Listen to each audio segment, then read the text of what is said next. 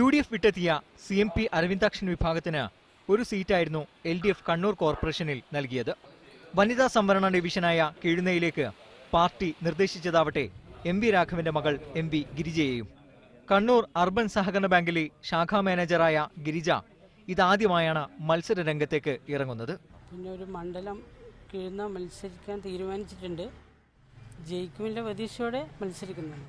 അത് അച്ഛൻ്റെ താല്പര്യപ്രകാരം അവസാന കാലത്ത് അച്ഛൻ CPMലേക്ക് തിരിച്ചു പോകാൻ തന്നെ ആഗ്രഹിച്ചിട്ടുണ്ട്. അതേപോലെ ഞാനത് ചെയ്തു എന്ന് മാത്രമേ. സ്ഥാനാർത്ഥിത്വം തീരുമാനിച്ച ശേഷം ഗിരിജ CPM കണ്ണൂർ ജില്ലാ കമ്മിറ്റി ഓഫീസിലെത്തി LDF നേതാക്കളുമായി കൂടിക്കാഴ്ച നടത്തി.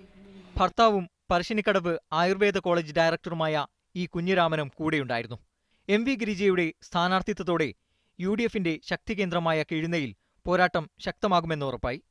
MV രാഘവന്റെ മൂത്ത മകൻ MV ഗിരീഷ് കുമാർ UDFിലുള്ള CMP CP ജോൺ വിഭാഗത്തിനൊപ്പമാണ്. മീഡിയ 1 കണ്ണൂർ.